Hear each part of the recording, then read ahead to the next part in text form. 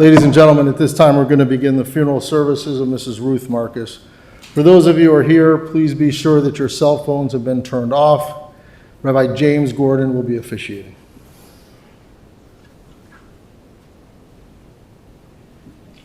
Going to begin by reciting a series of psalms, then followed by the Eshet Chayil. Psalm 1, Tehillim Aleph. Ashrei ha'ish asher lo halach bi'atzat risha'im u'v'derech chataim lo amad u'v'moshav leitzim lo yashav ki im b'torat Adonai chavtso u'v'torato yegeh yomam v'layla v'haya ke'et shatul al palgei mayim asher piryo yitain bi'ito v'yaleu lo yibol v'chol asher ya'aseh yatzliach lo chen harisha'im kim kamotz asher tidefenu ruach Al kain lo yakumu risha'im ba'mishpat, v'chata'im ba'adat tzadikim, ki yodei Adonai derech tzadikim, v'derech risha'im toved. And you'll see readily that all of these are very much applicable to Mrs. Marcus, the way she led her life. Happy is the person who has not followed the counsel of the wicked, nor stood in the path of sinners, nor sat in the company of the scornful. Rather, that one's delight is in the Torah of the Lord, meditating in God's Torah day and night. And they will be like a tree planted by streams of water that yields its fruit in season, whose leaves will not wither, and whatsoever that one does prospers. Not so the wicked, who are like chaff that the wind drives away. Therefore the wicked shall not survive judgment, nor sinners in the assembly of the righteous. For the Lord loves the way of the righteous, but the way of the wicked is doomed. Tehillim Tedvav 15, Mizmor LeDavid Adonai mi yagur b'ohalecha, mi yishkon behar kodeshecha, holech tamim ufoel tzedek, v'dover emet bilvavo, lo ragal al lishono, lo asa l're'ehu ra'a, v'cherpa lo nasa al krovo, nivze be'enav nimas, v'et yirei Adonai yichabed, nishpa li'arav v'lo yamir, kaspo lo natan b'neshech, B'shochad al naki lo lakach, ose'ela lo yimot le'olam. Mizmor LeDavid, a song of David. Lord, who may sojourn in your tent? Who may dwell on your holy mountain? One who walks in purity, does what is righteous, and speaks the truth from the heart. Who has no slander on the tongue, nor has done harm to a fellow, nor cast disgrace toward a neighbor. In whose eyes a contemptible person is repulsive, but who honors those who are in awe of the Lord, who swears truthfully even to personal hurt and never retracts, who does not lend money on interest nor takes a bribe against the innocent. One who does these things shall never falter. Tehillim Chav Gimel, Mizmor LeDavid Adonai ro'i lo echsar, bin odesha yarbitzeni, al mei menuchot in haleni, nafshi yeshovev yancheni v'maglei tzedek leman shemo. Gam ki elech begeit salmavet lo irara ki ata imadi shivtecha umishantecha hema yenachamuni taroch lefanai shulchan neged sorarai dishanta vashemen roshi kosi revaya achto vachesed yirdefuni kol yemei chayai v'shavti beveit Adonai liorach yamim. If you'd like to join in reading the psalm, the 23rd psalm, in the inside left-hand side. The Lord is my shepherd, I shall not want. He maketh me to lie down in green pastures. He leadeth me beside the still waters. He restoreth my soul. He leadeth me in the paths of righteousness for his name's sake. Yea, though I walk through the valley of the shadow of death, I will fear no evil, for thou art with me. Thy rod and thy staff, they comfort me. Thou preparest a table before me in the presence of mine enemies. Thou anointest my head with oil, my cup runneth over. Surely goodness and mercy shall follow me all the days of my life, and I will dwell in the house of the Lord forever. As really described by the family yesterday when we met, your wife was a true Eshet Chayil, also customarily read. I'll read the Hebrew and then some of the key verses in English translation, and I think we'll see how readily they apply to your late dear wife. Eshet Chayil mi'imtza v'rachok mipnimi michra, batach balev bala v'shalal lo yachsar, kimalatu tov v'lo ra kol yemei chayeha, Eshet Chayil, a woman of valor who can find far beyond pearls is her worth. Her husband's heartfelt trust is in her, and he shall lack for nothing. She bestows good upon him and never harm all the days of her life. Darshat semer ufishtim vatas bechefetz kapeha. Haita kion yot socher mimerchak tavi lachma. Vatakom biod laila vatiten teref leveta v'chok lenaroteha. Zamima sada v'tikachehu mipricha pea nata karem. Chagra v'yosma neha vatamet zroateha. Tama kitov sachra lo yichba balayla neira. Yadeha shilcha v'kishur v'chapa tamchu falach. Kappa parsal yani v'yadeha shilcha le'evyon. She spreads out her palm to the poor and extends her hands to the destitute. She fears not snow for her household, for her entire household is clothed with scarlet wool. Fine cover she made herself, linen and purple wool are her clothing. Lo tira leveta mishala ki chol beita lavo shanim. Marvadim astala shesh v'argaman levusha. Noda basharim bala b'shifto im zikne aretz. Prominent in the gates is her husband as he sits with the elders of the land. Sadin asta vatimkor v'chagor natna laknani. Oz v'hadar levusha v'tischak leyom acharon. Strength and splendor are her raiment. She cheerfully awaits the last day. Pia patcha b'chachma v'torat chesed al lishona. Her mouth is opened with wisdom, and the teaching of kindness is on her tongue. Sophia halichot beita v'lachem atzlut lo tochal. She oversees the ways of her household and partakes not of the bread of laziness. And now really the key part, the end, in terms of the impression that she left with all of you. Kamu vaneha vayashrua bala vayehalela. Her children arise and praise her husband, and he lauds her. Rabot banot asuchayil vi'at alit al kulan. Many daughters have accomplished well, but you surpass them all. Sheker hachen vehevel hayofi, isha yirat Adonai hi titalal, tenula mipri yadeha v'haleluha v'ashari maseha. Grace is false and beauty is vain. A woman in awe of God, she should be praised. Give her the fruits of her own hand, and let her deeds praise her in the gathering places.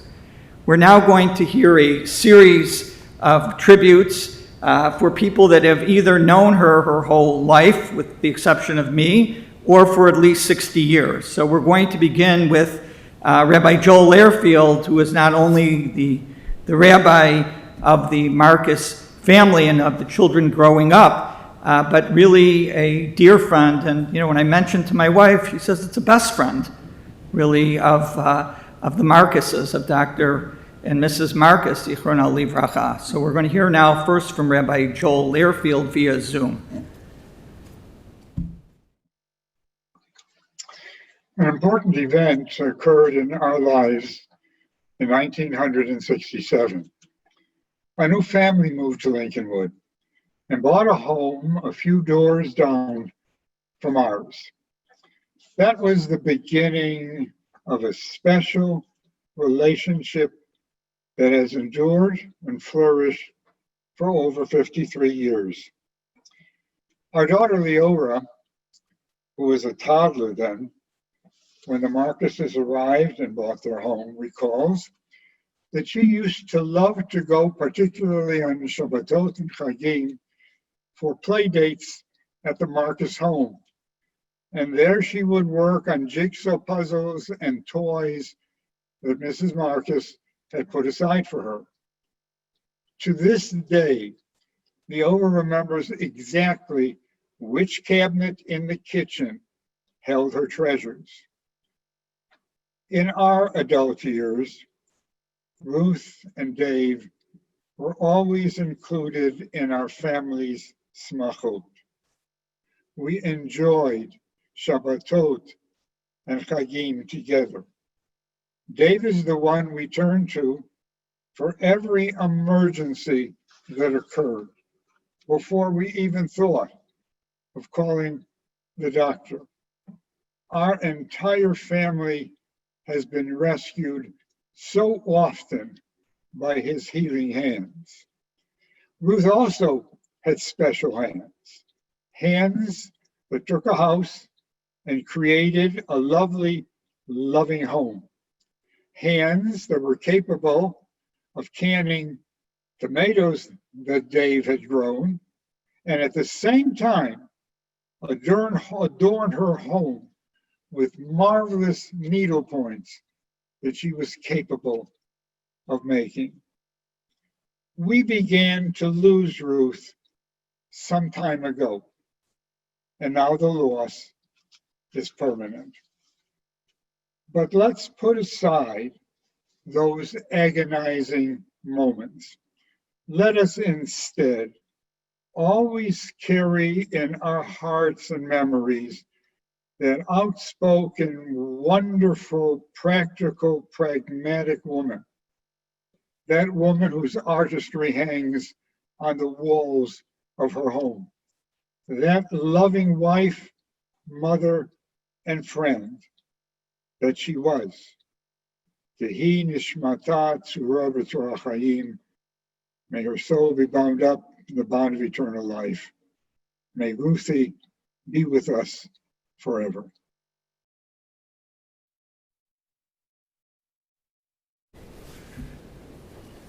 Good afternoon. I'm Marty.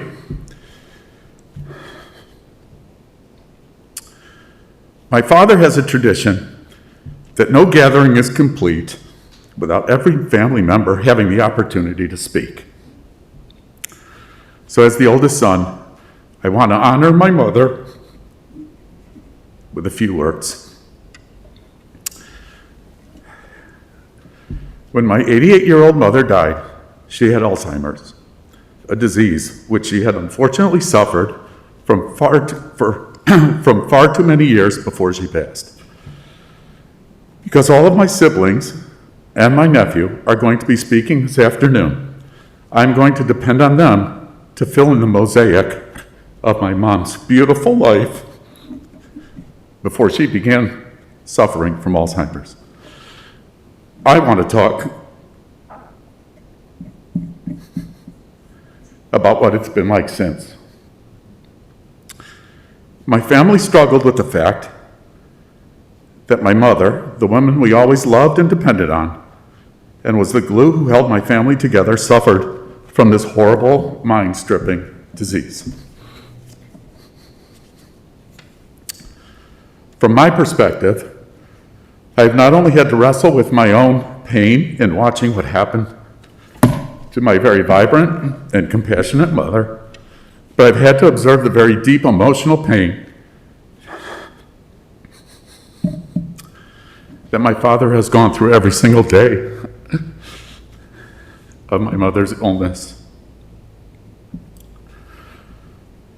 Alzheimer's is layered in multiple levels of emotional agony, especially for the primary caregiver, or in this case, my dad. My dad has seen or talked to my mom almost every day of her illness, taking the greatest pleasure in cooking for her and bringing her food, feeding her and making sure that she was eating enough, placing his healing hands on her to try and bring her comfort, making sure that she took her medicine and that she never felt left alone.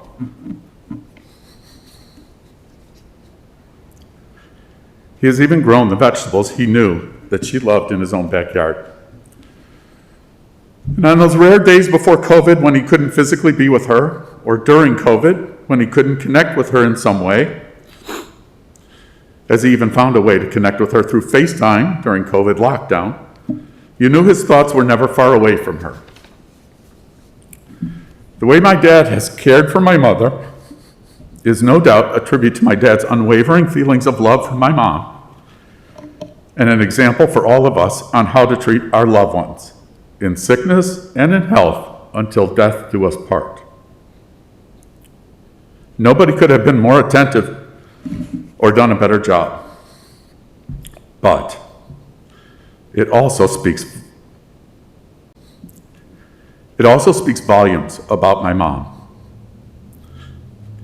how valued she was, how deserving she was of that love and attention and compassion. For she was loved. Family was everything to her, and in turn, she was everything to my dad and, for that matter, to us and our whole family. I have often wondered if having Alzheimer's was as painful for my mom to have as it was for our family to watch. Did my mom feel herself lose recognition of her grandchildren, then her children, and finally her husband of 67 years? If she did, was she able to weep for those losses? What about all her other memories? I guess we will really never know. I do know that by the time my mom passed, she had lost recognition of everything that was precious to her in this life. I also know that she would have hated that as much as she would have hated how she was being forced to live because of her disease.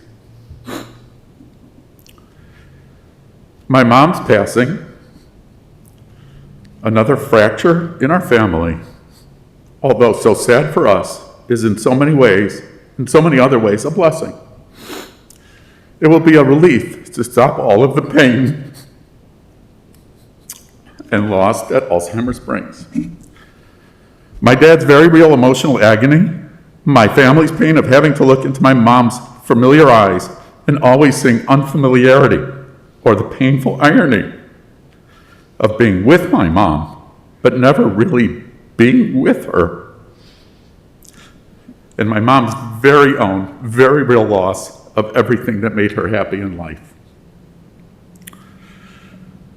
And so to my mom, I say, through my tears, I am so relieved that you can no longer feel the pain of your disease or the loss that it brought upon you. I'm so relieved that you passed peacefully. I only hope that right now you're making Sam some very delicious matzo ball soup. And finally,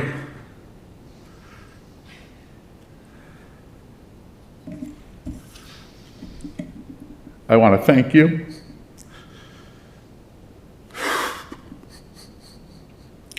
for everything that you gave me of yourself,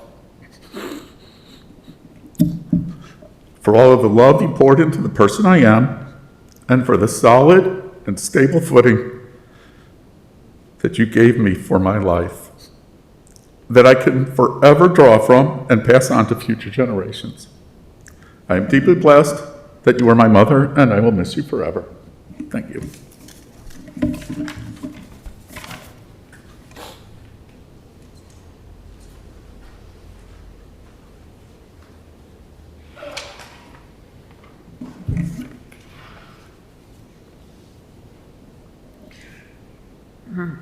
Okay. My mom was my best friend and confidant growing up and throughout my life. I either spoke to her or saw her every day. It wasn't by accident that I moved 2 miles away from my parents. I wanted them to be just as much a part of my children's lives as they were of mine. She would babysit whenever she could, and my kids would sleep over on their own, each one for their special Shabbos. My mom took Sam and Sarah on a trip to LA by herself. She would love visiting Mashiana and sitting on the beach and looking at the water. She would sit and play gin rummy, casino, and other card games with my kids for hours. Sharon and I took her to Florida for her 81st birthday. All she wanted to do was walk on the beach along the ocean. My mother led by example. All the Chagim were at my parents' house. My mom was an excellent cook who cooked everything by herself. I never knew people measured ingredients, since my mother would just pour a little bit of this and spice it with a little bit of that. She calls it shouldn't guess, and that's how I cook today. My niece Sydney spent weeks cooking with Bubby in order to preserve those special recipes. She sent around a cookbook to all the grandchildren, which will be cherished forever. My mom was both encouraging and practical. She ensured that my siblings and I had lucrative professions. She always told us, you never know what could happen in life, and it's best to always be prepared. When I failed one of my nursing boards and was feeling down, she didn't make a big deal of it. She just said, in her typical mom way, so you'll take them again. And when I did pass, she was dancing with me in front of the house in the street. Her never-ending encouragement is the reason I was able to achieve anything in my life. My mom was so creative and talented. She would sew and knit, and when we were younger, I would watch her in amazement. I wanted to be just like her. So she signed me up for Singer sewing lessons when I was 10 years old.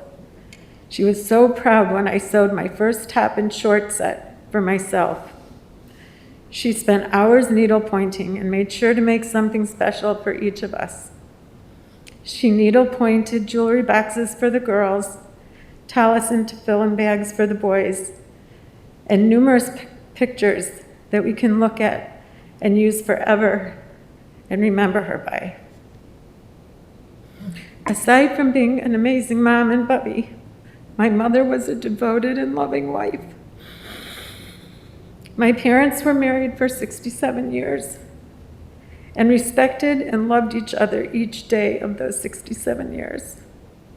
My parents had 4 kids while my dad was still in dental school and working nightly just to get by. My mom sacrificed a lot of herself for us, and it wasn't easy. She was the quiet force behind all of us. She never sought attention or praise, but was happy knowing that her efforts enabled the family to continue and thrive. After years of constant devotion and sacrifice, it was only natural that my father would assume that role when my mom was diagnosed with Alzheimer's. I know it wasn't easy, but my dad did everything he could to keep my mom happy and healthy. He went above and beyond to make sure that she was well taken care of, and spent most of his time visiting her daily, cooking for her and preparing her snacks that he knew she would like. Dad, we know how much you loved and cared for Mom, and how tirelessly you worked to ensure her comfort, and she knew it.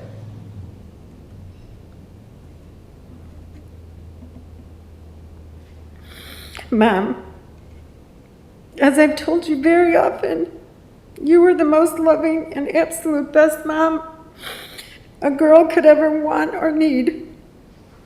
You were my role model, and I will spend the rest of my life trying to be as good a mom and now a Bubby that you were. I ask you for Mikell for anything I may have done. It gives me great comfort knowing that you're with Sammy now and watching over each other. I love you so much and will miss you every day.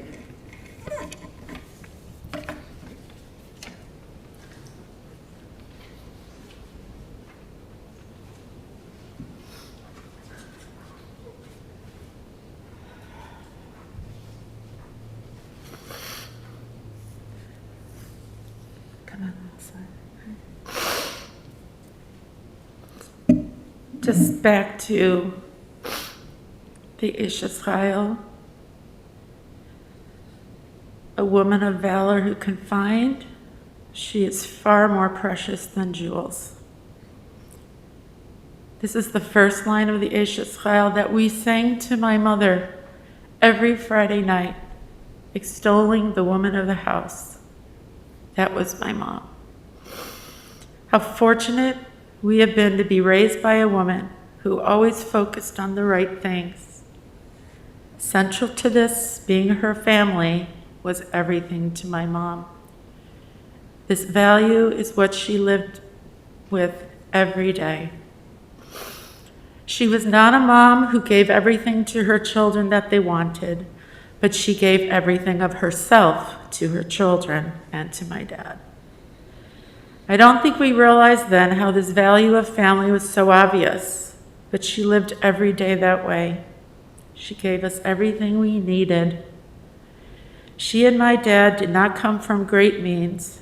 What they spent their money on was not on vacations, but on education, Jewish education, to provide us with the framework of our Jewish values. Growing her children to be successful on their own and able to take care of themselves and the community. She did not coddle us, but guided us to make decisions that would ultimately make us successful in our lives. During my college years, when I was overwhelmed with my schoolwork and found it too hard, I considered dropping my classes. She did not give in to my complaints, but invited me to go into her car with her, and we could drive to Marshall Fields, where I could get a job selling tablecloths, and I would even get a 20% discount.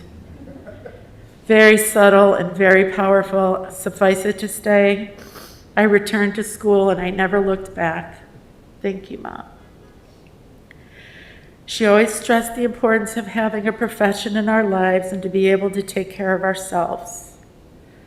You never know what's going to happen in your future. You may have a death or divorce of a husband or choose to not get married. Always be able to take care of yourselves. I saw that intention on her face the night before I purchased my first townhome. My dad said as he pounded on the windowsill, "Rachel, they all own real estate."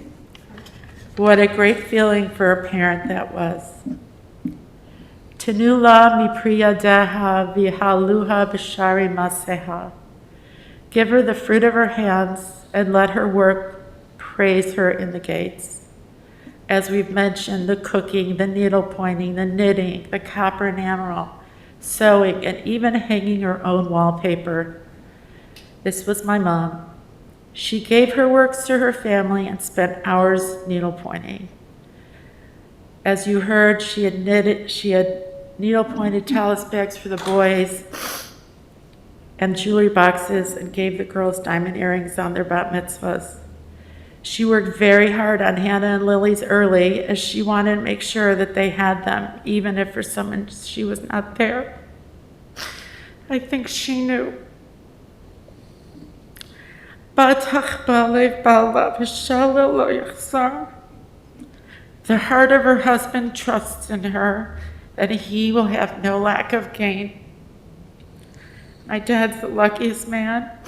She was there to take care of him and support him, and often took his side while I was trying to sway the balance in my favor.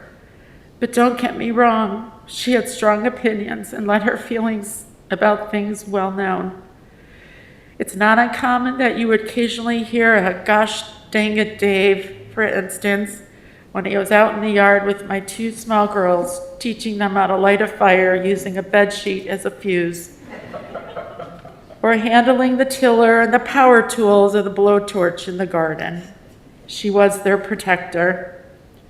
My father had many successes in his life and pursued many passions of continuing education and Jewish learning, cranial, and dentistry, and would give those skills away for free if he could.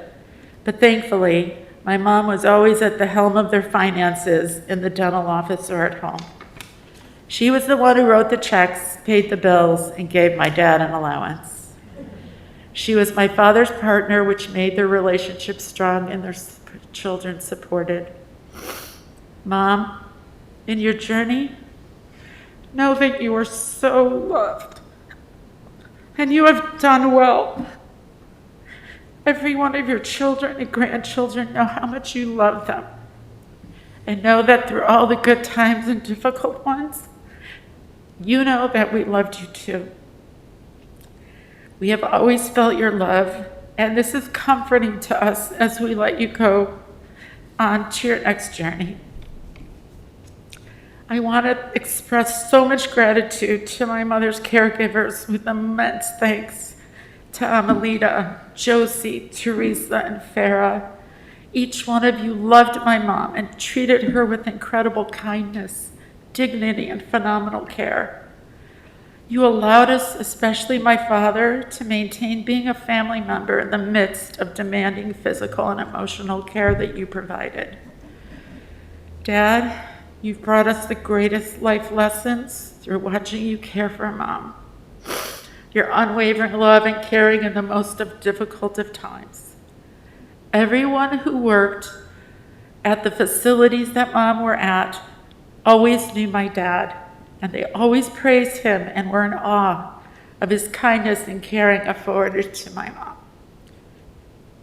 Ruthie, do you know how beautiful you look today? How would you like to have some of your favorite caramel corn? You're going to really like the pickles and tomatoes I brought you from the garden today. You always kept your present, Dad. Bubby, we are so saddened to lose you, but so relieved for you to be out of the burden that dementia has brought onto you, and you fought this battle hard. During these difficult years, we were able to still love you, feel the warmth, your hugs, and the occasional I love you, even call us out by our name, and call Dad, Babe. Babe, are you here? We know you were there somewhere. Your warm hugs, kisses, love, humor, and occasional swearing, which we will remember forever, remain with me. Thank you for putting the good work into who all we are, and we are all together because of you. Rabot Banut Azuchayo, Fiatali Talkuana. Many have done excellently, but you surpass them all. Rest in peace, Mom. We love you all the time.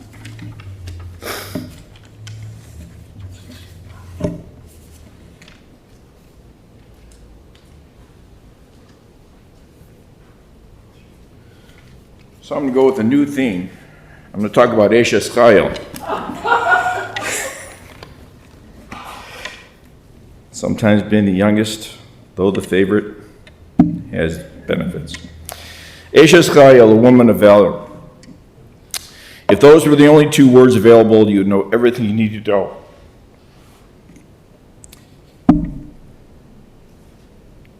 About our amazing matriarch. I have to believe that our mother was alive during King Solomon's time. If you read the entire poem that he wrote, it describes her perfectly. In today's modern world, what our mother dedicated her life to is somewhat frowned upon. She dedicated herself to her family fiercely. Tama Kitov Sachra, she realizes her enterprise is profitable. We were her enterprise, her business. She invested heavily in us. She went all in, and she knew her business was profitable. Nodab Basharim Bala, her husband, is well known at the gates. Our father is certainly that man. Through our mother's unwavering support and encouragement, our father freely pursued his professional passions, comfortable in the certainty that the vision they had for us was in safe and capable hands. He never had to worry about that because with Ruth Marcus in charge, it was getting done. The legacy of Ruth Marcus is in this room today, a successful woman in the business of raising a family. You see parts of us and a deep love and respect for what she gave to us. Marty, more than Mom's polkies, you cook with a tom that is closer to Mom's than any of us. Ellen, your shepherding of the family for Yontifs, working your butt off to keep us together and the traditions alive, that's Mom. Sharon, aside from looking so much like her.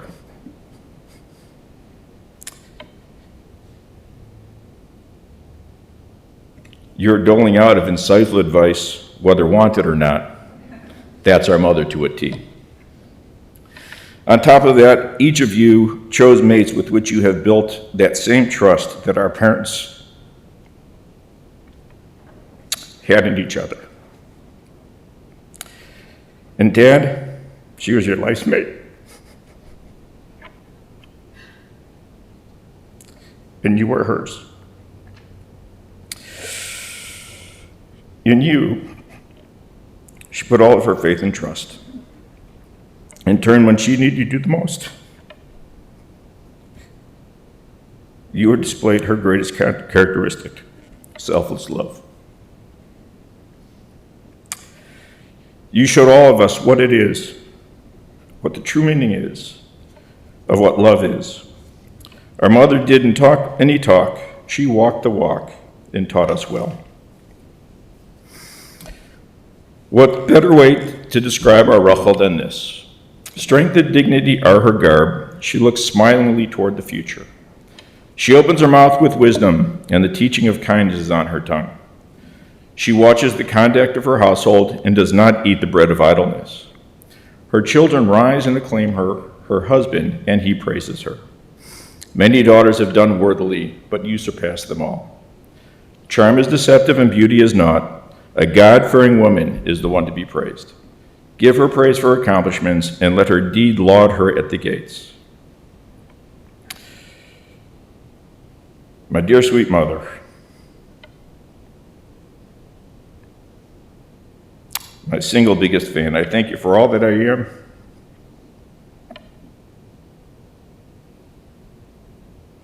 And all that I have. I now know what you mean when you used to talk about Bubby and you say you miss her every day.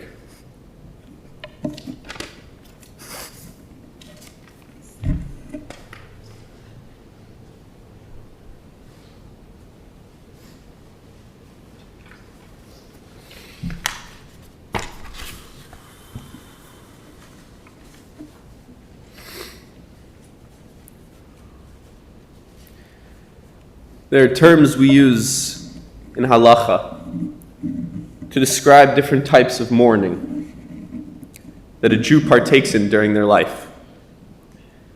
When we sit on the floor and we read Eicha that we did just 1 week ago on Tisha B'Av, we refer to that as Avelus Yeshana. It's an old mourning, a mourning that we unfortunately have to come back to every year for the past 2,000 years.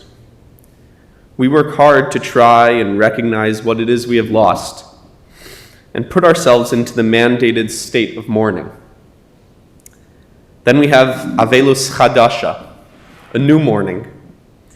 This is the mourning over a relative, which shakes the structure of a family unit. This mourning does not need any build-up. We feel it right away. Someone who we loved, cared for, and respected was here yesterday and now is gone. Today, I feel a mix of both. I feel an Avelus Chadasha, a new mourning, over the fact that my Bubby is gone. The fact that the greatest love story I ever witnessed has reached its final chapter. But I can't help but feel an Avelus Yeshana as well, an old mourning. When my wife Yael met my Bubby years ago, I told her, I wish you knew my real Bubby. Greatest woman I ever knew. For the past couple of years, whenever I would call my Zadie before Shabbos, he would tell me, I just miss your Bubby so much. I can't help but think of an episode in Ezra. After 70 years of exile, the Jews returned to witness the building of the second Beis HaMikdash. It was an extremely joyous occasion for most. The Navi tells us that the Kohanim and the Leviim, the people who had witnessed what the first temple looked like, were crying. After seeing the beauty, the grandeur of what the first temple was, they couldn't shake the sight from their minds. Although the second temple was indeed beautiful, it could never match what they had once known. It was always hard for me to visit Bubby over the past few years. After seeing the beauty of the first temple, I too was overcome with a great sadness. I too was mourning something so beautiful I lost years ago. So let me tell you how beautiful the first temple was.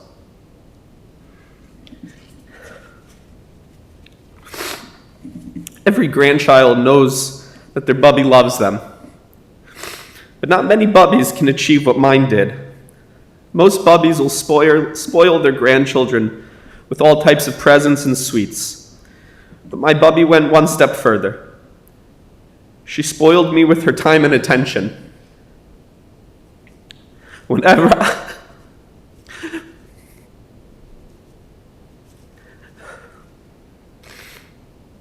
I was with my bubby, I felt like the most important person in her life. She was fully focused on our time together and the happenings of my life. As I think about childhood memories, my bubby is always there. Birthdays, chagim, graduations, school events, everything. She always showed up. She was there to pick me up from school when I was sick and there to drive me to school when I slept late. We would play cards together often, usually Rummy 500. She would hate when I would pull an Uncle Dan and hide my cards till the end, to which she would remind me that I was cruising for a bruisin'. We would lay in her bed and I would play with her arms and watch Turner Classic Movies. It wasn't until later in life I knew TV packages came with more than that in Fox News. Once upon a time, my bubby would prepare every holiday, host all families, all meals. It seemed like I would come by in January and she was already cooking for Pesach 3 months in advance. This is how my bubby worked, always thinking ahead. I remember when I was 9 years old, 2005. My bubby had finished my talis and tefillin bag, 9. I remember asking her why she prepared my talis bag so many years before I would get married. But she wanted to be prepared. Every morning I use that bag and thank Hashem that she did. Those 2 bags are the most precious thing I own in my life. Although by the time of my wedding she was unable to needlepoint, she was very much present. As a child, I remember her telling me many times, "Isaac, one day I want to be at your wedding and know I'm there." Not only did she know she was there, but we shared the most beautiful dance together, a moment I think of often and will never forget. My bubby is the reason for who I am today. As a high school student starting to think about the future, my eyes were set on taking over the family business. My only possible competition was Alyssa, and I felt like I could take her. One day I was sitting with my bubby and she asked me, "Isaac, what do you want to do with your life?" And I answered her, expecting an exciting response. "I want to be a dentist, just like Zadie, Uncle Marty, Uncle Mikell." To my surprise, she responded, quote, "Isaac, it would be a real shame for you to spend your life staring at teeth all day." No offense. I think about that conversation quite often. My bubby wanted more from me. She built me up, she gave me confidence, and she taught me to dream big. All I may accomplish in life is because of her charge to me to think big and use my talents for the good. As I mentioned before, I was privileged to witness life's greatest love story. It seemed like my Zadie never left that dance in Tucson, Arizona, where he first saw my bubby. To me, they seemed like they never left the honeymoon stage. Even when the occasional "goddammit Dave" was used, it was used with love. My bubby worked her whole life to help my Zadie become the incredible man he is today. She cared for him and her family with such love and passion till she could no longer do so. And without missing a beat, the tables turned. Watching my Zadie care for my bubby these past few years has been something I'll never forget. The packages of different fruits and vegetables she would receive daily were a drop in the bucket of my Zadie's care for her. Whenever I would call my Zadie and ask how he was doing, every single time he would respond, "Well, your bubby is doing fine today." Their love was so intertwined that by telling me how bubby was, He was in turn telling me how he was. Not only did I learn what the perfect marriage was, but I was fortunate to see what a parent-child relationship was. I've never witnessed in my life someone who excels in kibbud av v'em as my mother does. Although this shows the incredible nature of my mother, someone who has been by my bubby's side throughout her entire life, one can only truly deserve respect, not demand it. My bubby was an incredible mother who earned her children and grandchildren's respect through over 60 years of amazing parenting. Bubby, mother, and wife. She was the ultimate role model in all areas of family relationships.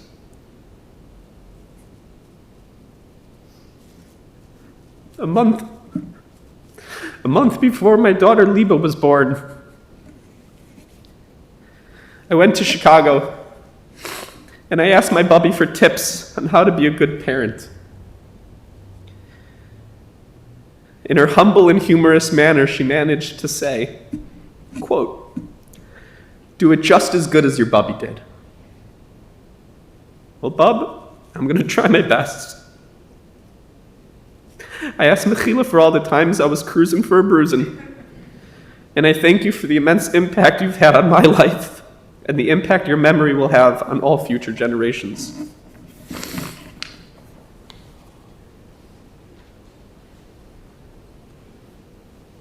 We've all just heard really a series of very intimate and beautiful memories, and I just want to conclude before we end the chapel service with the Kalmaleh, the memorial prayer.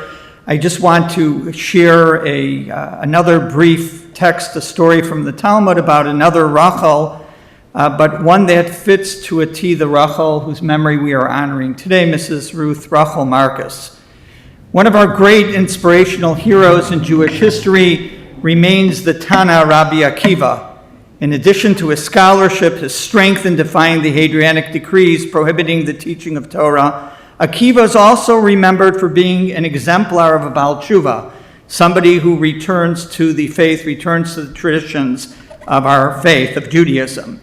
Ignorant until about the age of 40, while working as a shepherd for the wealthy Kalba Savua, Akiva fell in love with his boss's daughter, Rachel. Rachel agreed to marry Akiva, even though her father threatened to disinherit her, as long as he would dedicate his life to the study of Torah. Not only did Akiva overcome his illiteracy, but he became one of the greatest Talmidei Chachamim in Jewish history, amassing as many as 24,000 pairs of students.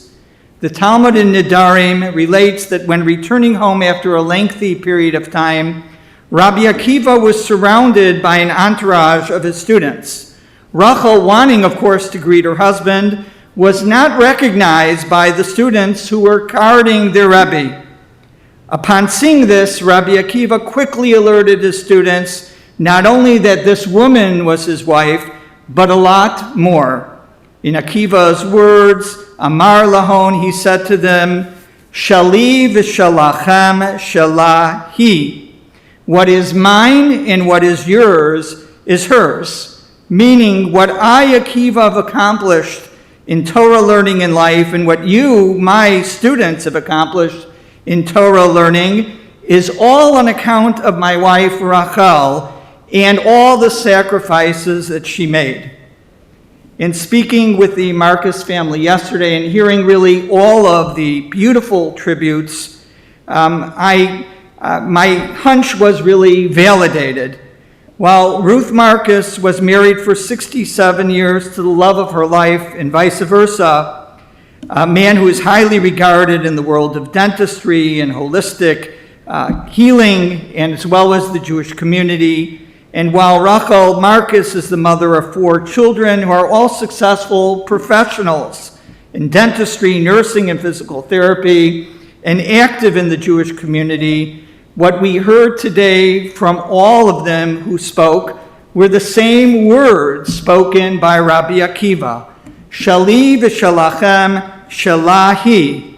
What is mine and what is yours is hers.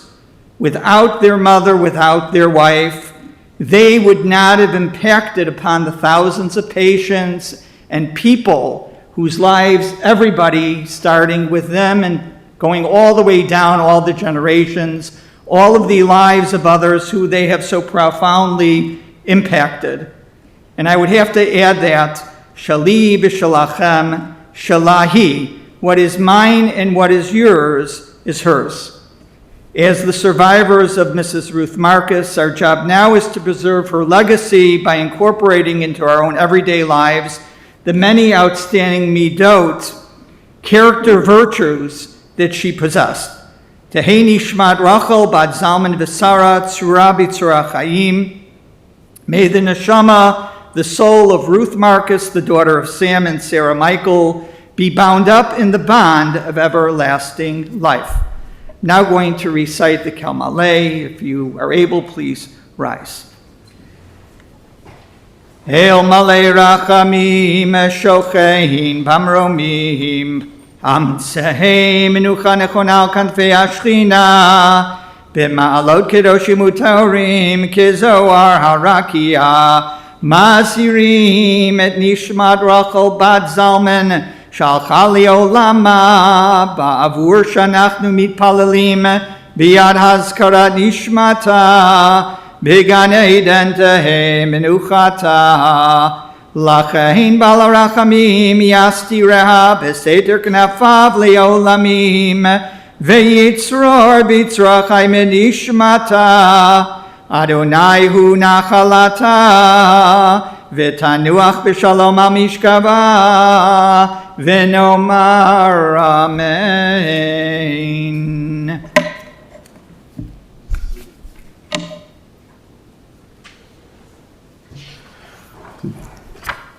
Ladies and gentlemen, this concludes the chapel service portion. The interment will be at West Lawn Cemetery, located at 7801 West Montrose Avenue in Norridge. And then as far as Shiva information, all of that is on the service folder. And for those of you who are online, you can see all that information on our website. Memorial contributions in her memory to the Sam Bernstein Music Program at Ida Crown. That information is also on their website. So please go to that for any of the Shiva or memorial contribution information. For those of you who will be driving in the funeral procession to the cemetery, the procession will be forming in front of our chapel. Please obtain an orange safety funeral sticker to place on the right-hand side of your windshield. Have your bright lights and hazard lights on at all times. For additional measures of safety, please use your horn liberally as you're going through the intersections. Please don't speak or text on your cellular phone while driving to the cemetery. At this time, I invite everyone to please rise and stand in place as we escort the casket of Mrs. Ruth Marcus from the chapel. And for those of you who are online, we're going to keep it online just for a few moments, and then the services will be concluded. Thank you.